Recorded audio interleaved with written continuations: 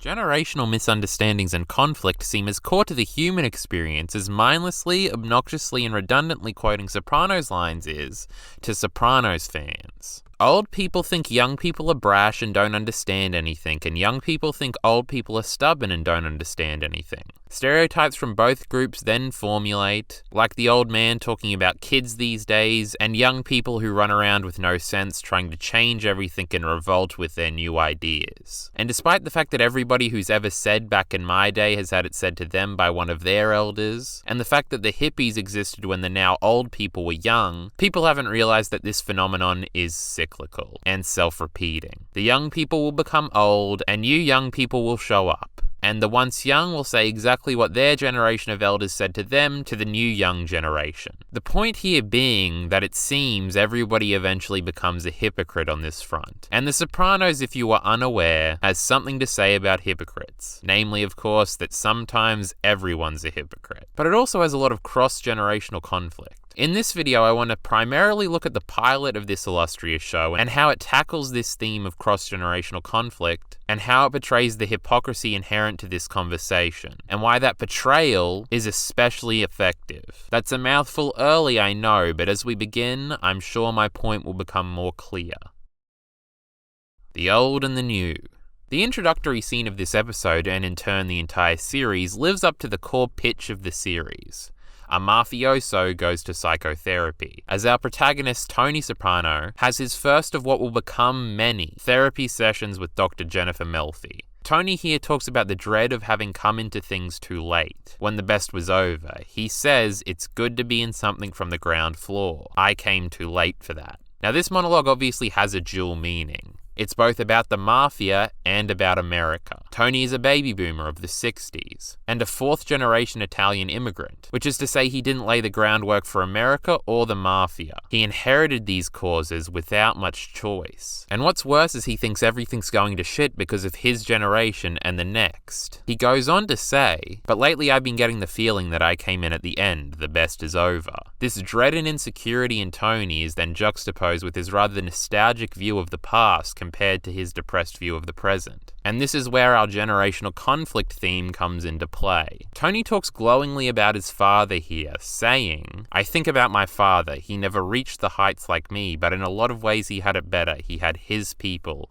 They had their standards. They had their pride. Today, what do we got?" This is notably monologued by Tony as he's looking over the day's newspaper, disenfranchised with the contemporary ongoings of the world. This is all evidently Tony having blind nostalgia for his father's generation and the generations before him. Tony, through not being a primary source, has deluded himself into thinking that everything was sunny when they were in charge, and when he wasn't. Tony feels insecure now that he's running things, that he isn't living up to his nostalgic memories of his father, and the stories he's heard about his predecessors. To a story no man can compare. And Tony hasn't realized that every one of those men previous that he idolized were probably equally as insecure about the men that came before them and unsure about the direction they were leading everybody in. He, after all, didn't live as them and couldn't see into their heads and couldn't read their minds. He can only peer into his own mind. And that's where his insecurities and unsureness lay bare. This nostalgic rose-tinted view of the past and disillusion with the present is really just Tony's disillusionment with himself, misguided. Part of all this comes back to simplicity. Tony thinks that the past was simpler. His father's time was simpler. Men were men, Italians stuck to their own kind and found comfort in their shared culture, a culture that was their own, where everything conveniently made sense and nothing was messy or complicated. But Tony is now confronted by a world that rejects that way of thinking, a multicultural world, where sticking to your own kind is rightfully frowned upon as an arbitrary and ill-defined way of thinking that draws lines and destructive distinctions. Tony can't turn away from this nostalgia for the perceived simplicity of a past that never was, for a world that becomes increasingly more complex and confusing as his generation rejects a lot of those old institutions. After all, once you realize the arbitrariness of these Italian, whatever that means, institutions, and realize you aren't intrinsically linked to any of them, you have to form your own identity and choose yourself what to identify with and believe in, which is complicated and difficult. The simplistic answer seems more convenient to Tony, one that tells him who he is and what to do so he doesn't have to decide. because who is he to decide? He looks to the past to retreat from the present, to retreat from himself and hard decisions. The past and the old way of doing things is not a paradise for him to escape to. Ultimately, this opening monologue establishes that Tony is blinded by nostalgia and old ideas fueled by his insecurity, as he compares the present to the past, or his father and his forefathers to himself, and doesn't like the measure of things. Basically, old good, present bad. But now that the episode has established that Tony dislikes his generation, and likely himself, and wants to look to the past to solve his problems, we switch gears to Tony's opinions about the next generation directly, and the coming future. This is done through the introduction of his children and nephew Christopher. In the beginning of the episode, his children, Meadow and Anthony Jr., and Meadow's friend Hunter are unimpressed by the ducks in the pool, something that greatly affects Tony emotionally, as we all know. He views this as a magical occurrence, but they don't get it. Also early in the episode, we are introduced to Christopher, who is Tony's nephew, as I mentioned, and mobster protege, who's proving himself remarkably incompetent. Christopher has failed the remarkably difficult duty of making a call and has a million excuses for not having done it. He got home too late last night and didn't want to wake the man, but he couldn't get up early this morning and make the call because he wasn't feeling well. In fact, his mother says that he shouldn't have even come in today. There's a clear dissatisfaction from Tony at the lack of initiative and resilience coming from Christopher here.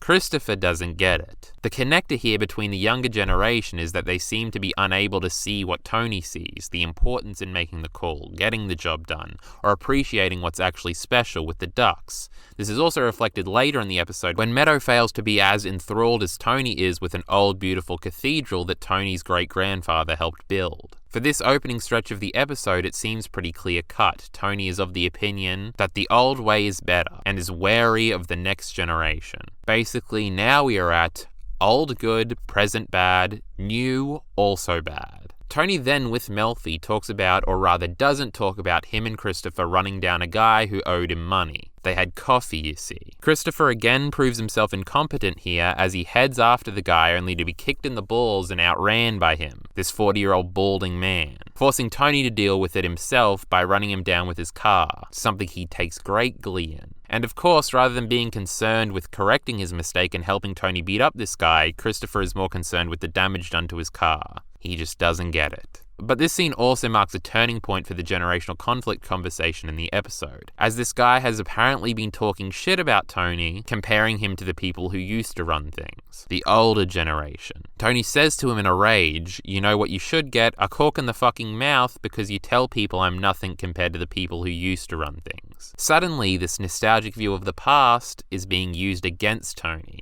and he doesn't like it. His insecurity has manifested, and he can internally deal with it when it's him accosting himself, but hearing it from somebody else angers him greatly. He seems to be constantly chasing the shadow of those that came before him, a nostalgically reinforced shadow that doesn't exist, that never existed. Tony is the next generation that doesn't get it, at least according to this guy. And to try and project otherwise and prove that he is as good and as tough, he beats the guy up.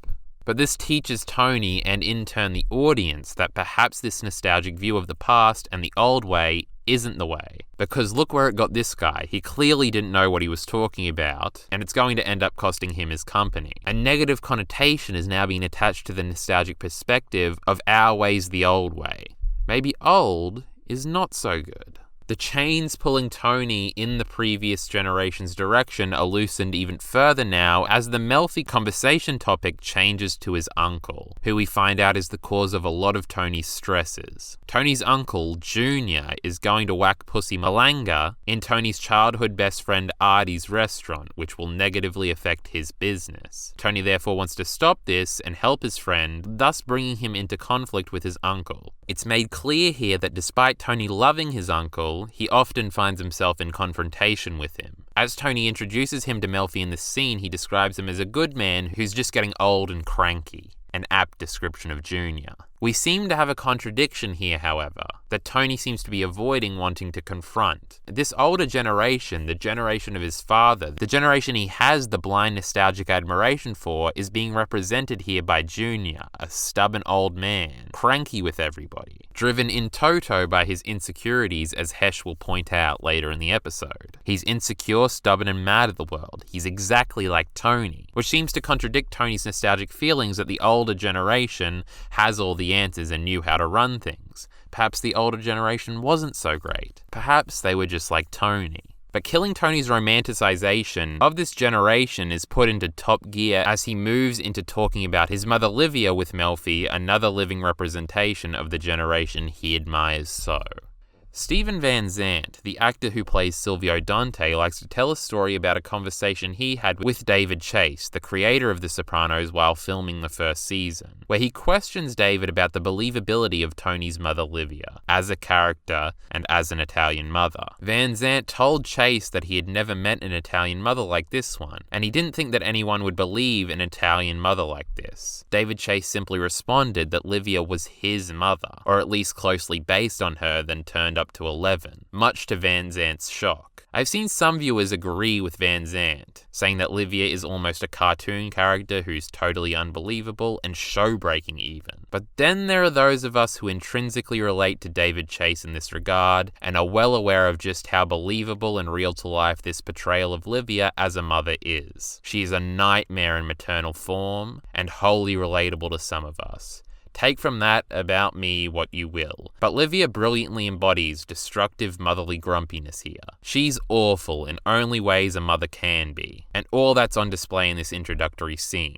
She's stubborn, she doesn't want the new CD player, she constantly talks shit and undermines people, she perceives everything as an attack on her. This is more on display throughout the rest of the series, especially when she finds out Tony is seeing a psychiatrist and immediately assumes he's blaming his mother for everything. But it's also on display here too, and she's so fake and melodramatic, fake crying every time her husband is brought up, repeating that he was a saint, something he very much was not. And as Tony points out later in a scene with Melfi, is something she doesn't believe either. She's just embodying the nostalgic, rose-tinted glasses approach Tony was at the beginning of the episode with his father, and throwing it back at him. She's also so passive-aggressive with everything she says, while feigning that she meant nothing by it, with her famous "I don't know what you're talking about" line and the such. But the motherly and motherly grumpiness comes out when, despite all this, she tries to cook for Tony and do things a mother is supposed to do, feed their children. Even though he said that he didn't want anything, but perhaps this was just to make her look like more of a victim after the fact when Tony refuses to eat. And then when Tony finally gets to the point in this scene and tries to get Livia to talk to Junior about moving the hit away from Artie's restaurant, Livia denies him, saying that Junior knows what he's doing, which Tony takes as a slight against him, with the implication being that he doesn't. Not only does this reinforce Tony's insecurity, as his mother clearly thinks he doesn't stack up to her generation either, but it also breaks down further his romanticization of this older generation. He's now being confronted with two uncontrollable, unreasonable, incorrigible people from his father's generation. His father's brother and his father's wife, who are both not the beacons of wisdom of a better time that he's built up in his head. The nostalgia in these scenes is smashed on the rocks of reality. Tony is now starting to see that the solutions of his problems isn't the old way either. The old way seems to be just as unrefined and unsure as he is. So now we are at old bad, present bad, and new bad.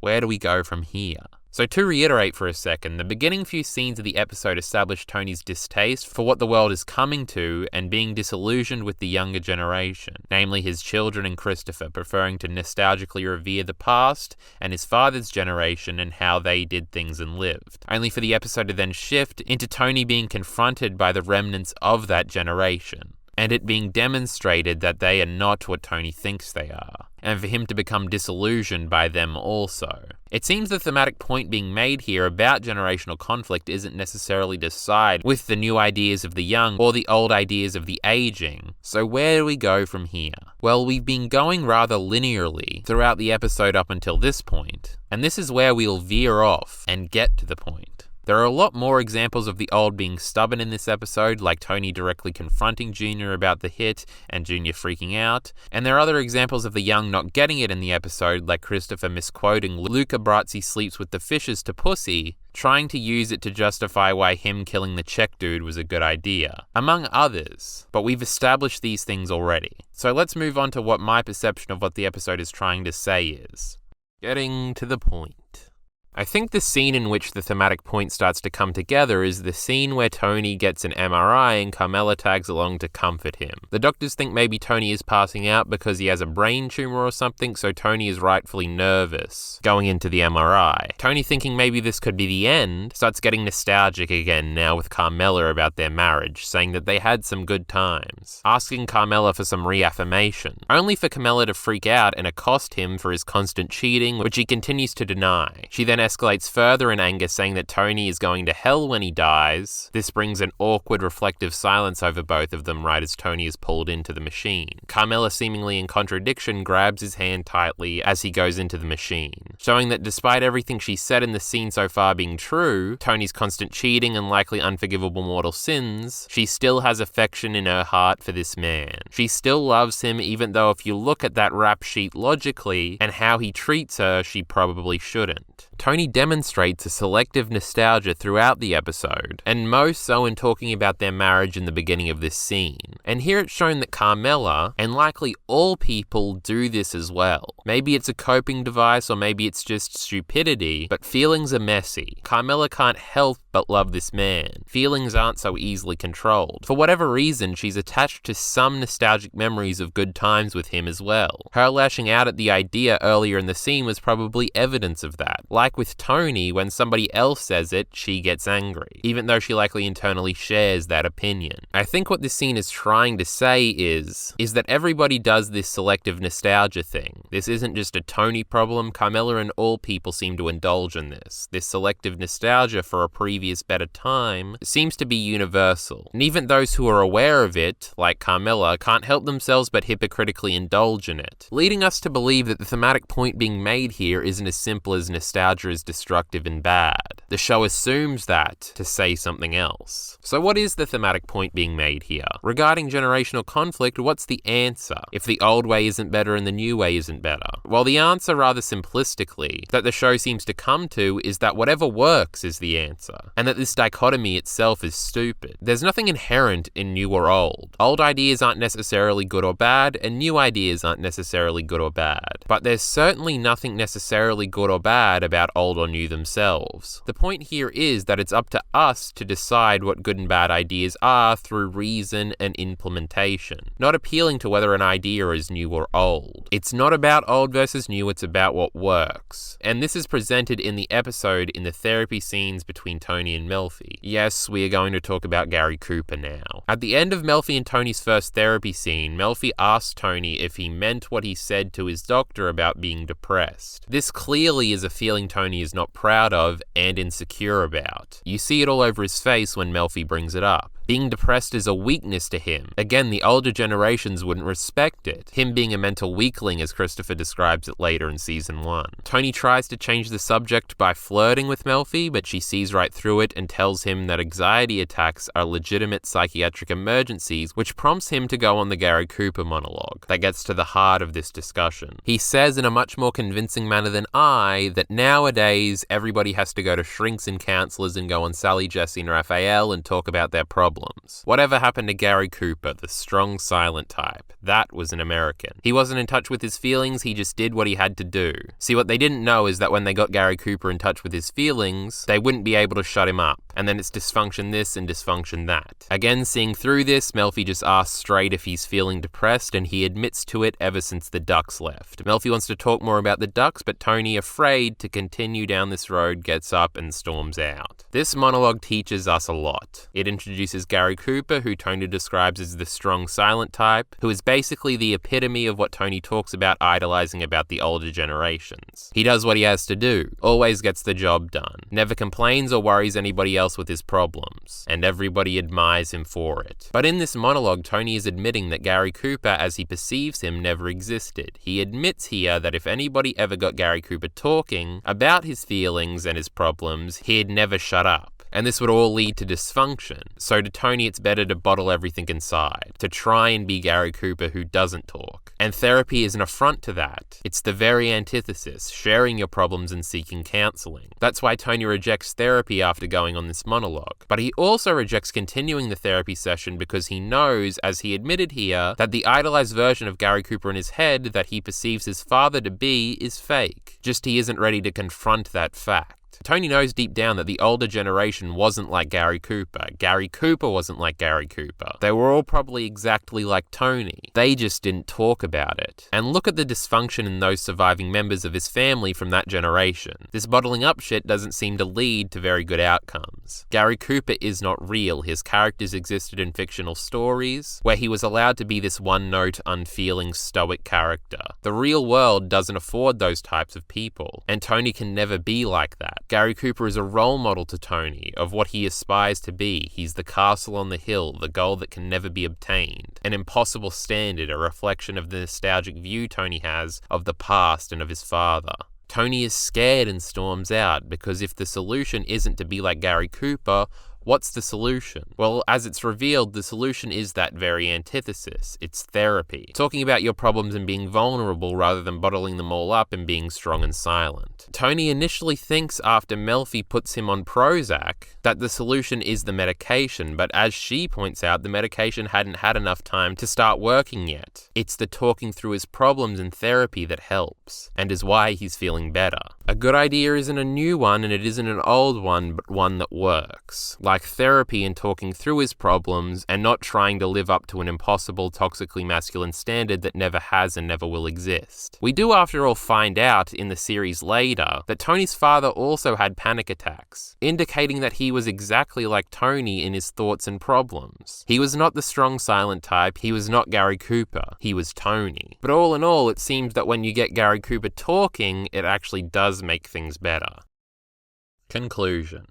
But now, having derived a point out of the generational conflict in this episode, I want to throw all of that away. To me, this isn't what's impressive about The Sopranos or this episode. What's most impressive is not the theme itself or what the episode is trying to say, but rather how the theme is explored. It's not about giving answers through thematic through lines, it's about portraying how people are and being true to life. I don't know if you guys have noticed this yet, but people are awful. And the show isn't even making some grand statement here, like that humanity's destiny is to keep killing each other forever and ever. The show, more terrifyingly, is about people being awful to each other in small interpersonal ways, where the characters turn on each other, get jealous of each other, shit-talk each other, and undermine each other constantly. No bond is sacred. Characters may believe in each other and love each other for an episode, and then in a few seasons they'll be back antagonizing each other. Tony understands at the end of this episode that he should be nicer and be more complimentary to Christopher, but cut to season 6 and he's still pressuring Christopher to drink again, and then he kills him, and he'll still be going on about Gary Cooper well into the series. He has not learned his lesson. He cannot learn his lesson. People can't learn lessons. That's what the show and the episode are about to me, not generational conflict. That's just a topic for them to talk about, but to show their awfulness. It's about being descriptive about how often awful people are to each other. This descriptive realism is the only realism that matters in storytelling, I think, and The Sopranos has decided this awfulness, and all awfulness, is derived from a shared selfishness innate in people. Think about it, every action by the characters in this episode, to do with generational conflict or anything else, is actually about selfishness when you think about it. And generational conflict is just a weapon used, something to pay lip service to in order to get what you want. Think about Meadow's scene where she breaks her mother's heart bagging on their annual lunchtime tradition, not because she actually disdains it or thinks it's lame, like she initially states in that scene, but because Carmela is stopping her from going on her skiing trip with Hunter. This is evident when she drops the tradition trashing almost instantly to talk about how much she wants to go on the trip. Meadow's just weaponizing all this to get what she wants. And later in the episode with Tony, when Meadow supposedly doesn't get what's so impressive about the cathedral, she actually does by the end of the scene, where she has this moment of realization. She didn't care at the beginning of the scene because she was preoccupied by selfishly trying to get her father to change Carmela's mind about letting her go on the trip. Think about Tony romanticizing the older generations at the beginning of the episode, but then later becoming disillusioned by them when actually interacting with his mother and uncle. cyclical. He doesn't principally believe either way. It's just convenient to his point at the beginning of the episode to bloviate about the older generations positively, and then later when they are giving him a hard time, it's convenient for him to change his tune. Look at the execution Chris does on the Czech dude in this episode. These are both young men who have no cross-generational conflict. Chris even talks up the benefits of mixing cultures in this scene, a new idea, but then never gets the guy's name right the entire scene. He's just paying lip service to the idea, a shared new idea, so he can eventually kill the guy, because he selfishly believes that this kill will help him move up in the mob world. Selfishness, selfishness, selfishness. It's everywhere in The Sopranos, as it is in real life. All this generational conflict actually being about selfishness is even referenced indirectly by Tony in a Melfi scene in this episode where they talk about the RICO statutes, where Tony berates the current crop of mobsters for being weaker and less loyal than the old, because nowadays nobody is willing to uphold the code of silence when they get pinched, and everybody's turning rat. When this change is actually motivated by selfishness, not a change in generation. The mobsters of old were only looking down the line at years in the single digits for what they were getting charged with back in the day. But because of the RICO statutes that targeted organized crime, mobsters were looking at 25 to life for drug dealing. And while guys maybe could have done 4 years in prison to stay loyal to their brothers, 25 years to life is something that no one can do. Out of selfishness, of course. People have always been selfish. It's just not this much has ever been asked of the guy who gets arrested. Tony wrongly attributes this to this generation being lesser than the one that came before it, but it's just selfishness. The point is that it seems people foundationally don't have principles, or at least they don't live by them, especially when the going gets tough and the torch is applied, which leads to flippant hypocrisy out of convenience for personal gain. People will throw away their generational differences or embrace them, or do both at once depending on who they are talking to if it benefits them in the moment. Being true to life or descriptively real in this regard is part of the reason why I think The Sopranos resonated with audiences so much and became as captivating and popular as it did. Because people identified and appreciated this relatable cynicism about the world and other people that isn't embodied by most other shows or media for that matter. And those that tried didn't get it as right or as descriptively accurate as this show did. A remarkable achievement, really. And I don't think this is a show coming down morally on the descriptive reality of the situation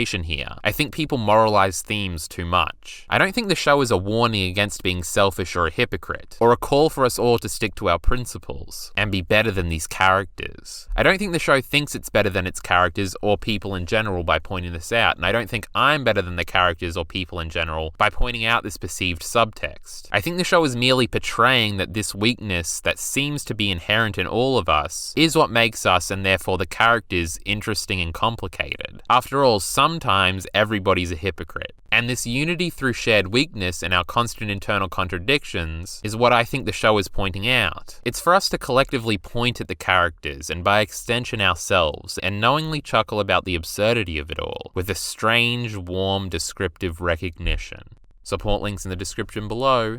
Thanks.